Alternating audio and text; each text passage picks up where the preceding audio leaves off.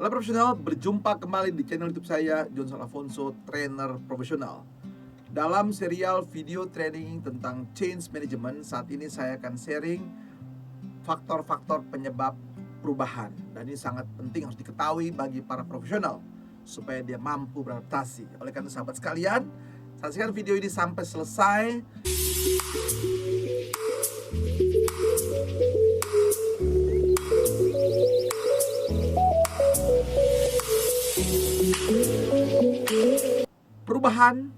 Perubahan adalah suatu hal yang biasa yang dihadapi namanya manusia atau juga organisasi.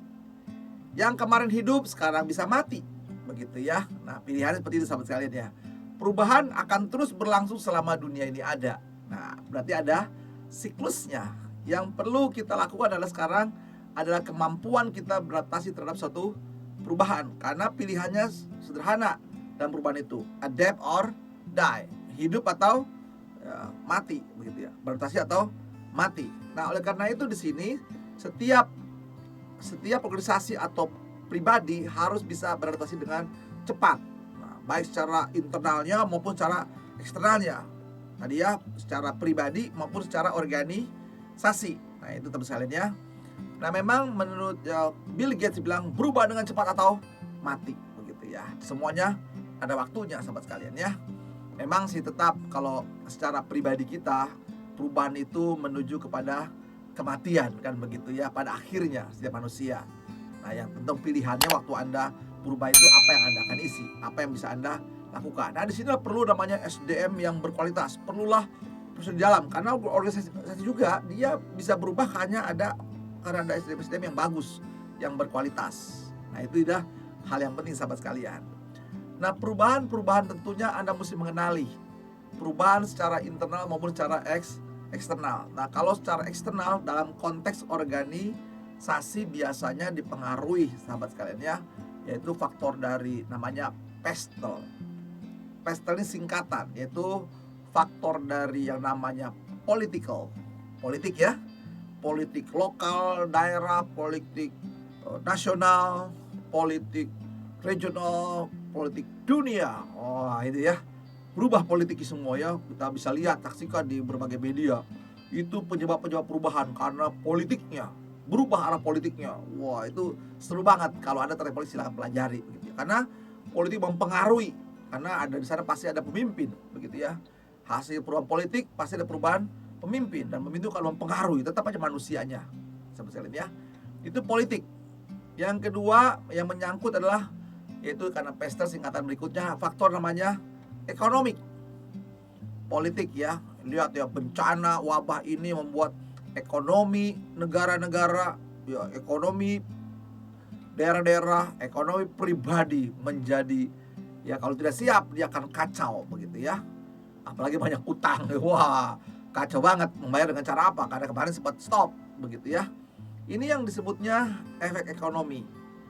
Nah, Presiden kita menyampaikan bahwa biaya untuk penanganan namanya COVID ini sekitar 190 triliunan begitu ya, sekitar segitu ya, yang sampai per video ini saya buat. Wah, itu besar sekali perubahan ekonomi untuk menolong, makanya sampai korupsi akan dihajar begitu ya. Nah, itu perubahan dengan cepat ekonomi. Harusnya buat membangun, sekarang harus bagaimana menolong orang-orang sakit begitu ya. Ekonomi berubah semuanya. Nah, itu perubahan yang tadinya ekonomi berjalan sekarang menjadi stop. Ya, tentu ada juga industri yang booming juga akibat dari perubahan ini. Contohnya industri masker yang tadinya harganya cuma 25.000 per box, begitu sekarang sudah hampir 300.000, bahkan sampai meningkat 500.000 begitu. Perubahan. Jadi ada satu sisi dirugikan, satu sisi dinaikkan. Itu biasa sahabat sekalian. Jadi perubahan itu membuat satu yang positif, satu jadi negatif untuk menjaga keseimbangan. Ya, perubahan juga kalau bisa Anda lihat ya secara ekonomik ya, semua yang tadinya kaya raya sekarang jual semuanya kan begitu ya, pinjam lagi, utang lagi dan sebagainya. Itu ekonomi, baik secara mikro maupun makro ekonomi, bahkan secara internasional ekonomiknya seperti itu misalnya. Perubahan-perubahan. Nah, penggerak berikutnya adalah faktor sosial. Sosial juga yang tadinya bisa bersahabat sama bisa cipika-cipiki sekarang nggak bisa sahabat saya. Contoh paling gampang, Anda nggak bisa lagi kumpul-kumpul lagi, dibatasi semua di mana-mana. Anda pun mulai ngeri, berjaga-jaga begitu ya. Ntar kumpul-kumpul, gerubit-gerubit, dia kena sakit, wah kita repot juga. Itu sosial, perubahan sosial ya. Sosial semuanya berubah, perubahan sosial, tingkat kehidupan bisa berubah begitu ya. Nah berikutnya perubahan teknologi. Yang dulu semua harus ketemu, sekarang gimana, memanfaatkan teknologi.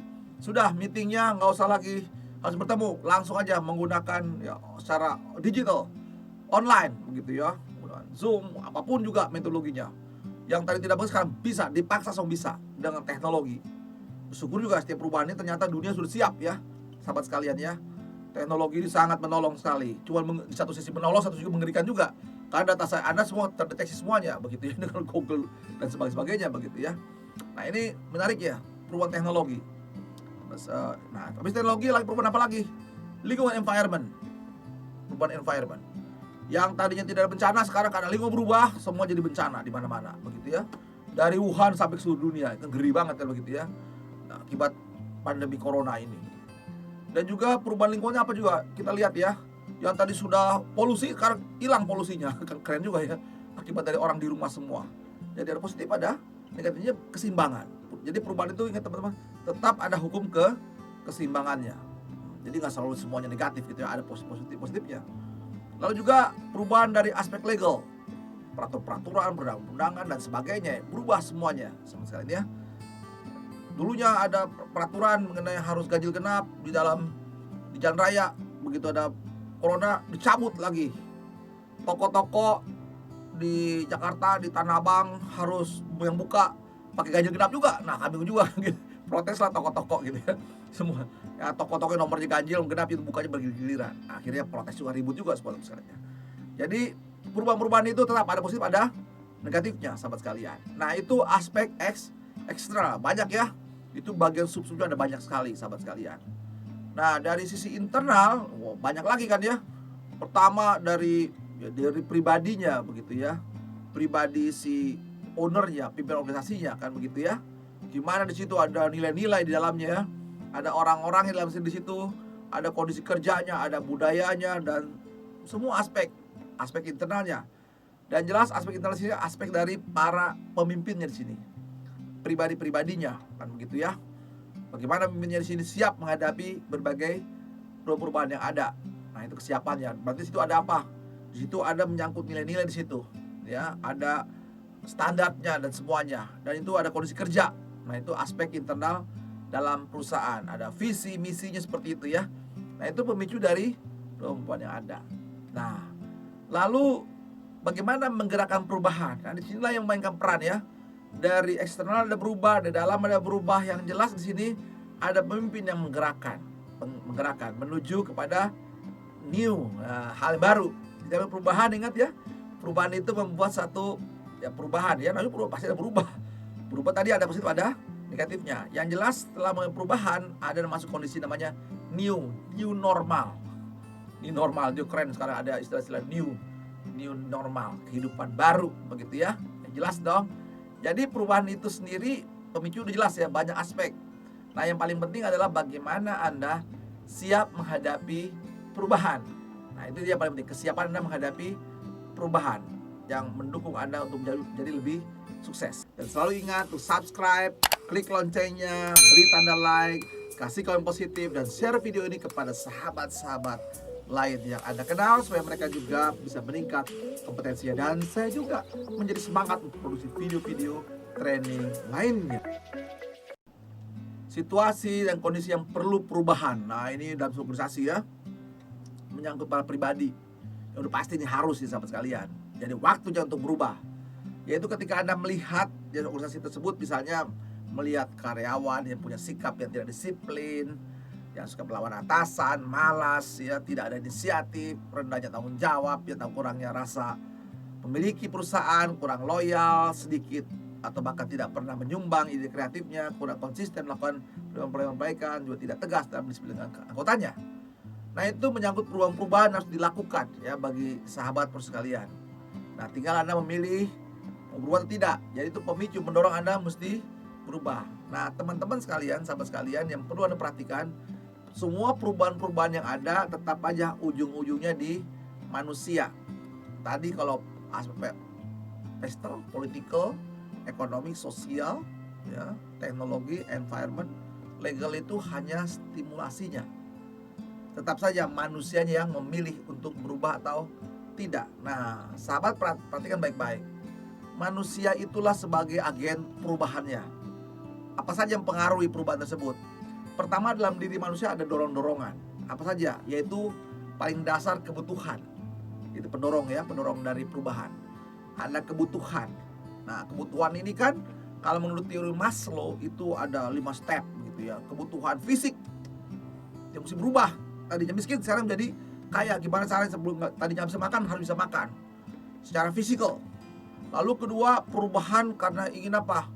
Dia lebih secure, lebih aman, maka dia bikin perlindungan gitu ya. Nah, membuat alat perlindungan dirinya atau perlindungan organisasinya, dia membuat proteksi gitu ya. Nah, itu. Yang ketiga, setelah terlindungi, ternyata nggak cukup di situ, yaitu kebutuhan untuk apa? Sosial. Makanya pada ribut semua begitu disuruh bekerja dari rumah, lalu bekerja bisnis dari rumah dan sebagainya dari rumah. Karena kebutuhan sosial untuk berinteraksi dengan semua orang. Butuh sosial, diakui secara sosial begitu ya, diterima secara sosial. Nah, itu sosial. Lalu nggak cukup di situ, kebutuhan apa? Dihargai dong, penghargaan. Nah, ada penghargaan, dapat pujian begitu ya. Penghargaan. Jadi dorongan tersebut, kebutuhan itu ya, penghargaan. Diakui lah begitu ya. Dan yang terakhir, dorongan namanya aktualisasi diri. Ini loh aku ada. Aku mewujudkan semua visi misi hidupku, mimpiku, mimpi organisasi gitu ya, dreamnya organisasi atau dirinya. Jadi ingat, itu perilaku manusia yang menggerakkan, itu mendasari kebutuhan. Jadi perubahan atas dasar dorong karena faktor kebutuhan. Nah, tinggal orang ini siapa, sahabat sekalian. Kalau dia pimpinan negara, maka akan berubah politiknya, merubah dan sebagainya. Tentu selama itu diizinkan oleh undang-undang kan begitu ya. Lalu setelah dia perubahan yang secara mendasar, yaitu meningkat, yaitu keinginannya dia, keinginannya, lalu harapan mimpinya. Nah, ini yang mendorong berbagai perubahan. Nah, tergantung orang ini punya visi jelas ke dalam hidupnya. Apakah visinya ke teknologi, visinya ke sosial, visinya ke politik, tergantung. Nah, disitu nanti di mana perubahan itu akan berkembang di situ tersebut ya. Tetap saja manusia yang menyebabkan suatu perubahan. Makanya sahabat sekalian, jangan takut ya. Cek aja siapa manusia yang menjadi di balik perubahan tersebut. Ya, kalau sedangkan teknologi bisa Anda lihat ya, tokoh-tokoh teknologi di dunia nih kan ya, perubahan yang ada, maka ribut secara politik dan sebagainya kan begitu ya. Ya, bisa dilihat sama sekalian ya. Jadi perubahan itu letaknya pada manusia. Nah, tentu manusia itu seperti apa tergantung ya di mana orang itu berada. Jadi Anda sekarang paham ya, perubahan itu dari masa. Jadi kalau dengan tahu begini, maka sahabat sekalian, begitu Anda relasinya dengan customer, Anda harus perhatikan perubahan customer seperti apa nih. Nah, ingat tadi dorongan apa? Kebutuhan, keinginan, harapan. Yang tadinya loyal dengan Anda bisa berubah. Jadi orang-orang di sekitar Anda selain ada di sini pun berubah, orang-orang di sekitar Anda pun berubah semuanya. Jadi jangan berharap sama orang itu hari ini, besok, dan lusa atau kapanpun. Tidak, berubah minimal usianya dan sahabat sekalian. Lalu juga berubah apa? Berubah kebutuhan kita, harapannya dia, berubah perilakunya dan semuanya sahabat sekalian. Termasuk customer Anda, termasuk atasan Anda, termasuk bawahan Anda. Jadi kalau seperti ini sahabat sekalian, maka harus siap apa yang mesti dilakukan. Jadi sudah jelas ya sahabat sekalian, perubahan itu ujung-ujungnya letaknya pada diri manusia, akhirnya dipengaruhi eksternal, pestolnya, mempengaruhi juga internalisasinya dan seterusnya. Oleh karena itu, pentinglah di sini setiap profesional harus punya kemampuan menganalisis faktor-faktor perubahan tersebut. Semoga video ini bermanfaat bagi sahabat sekalian dan Anda lebih sukses lagi bisa mendeteksi perubahan dari mana saja. Yang kedua, teman-teman sekalian, tonton video-video lainnya supaya Anda melihat kompetensinya. Dan semoga Anda lebih sukses. God bless you.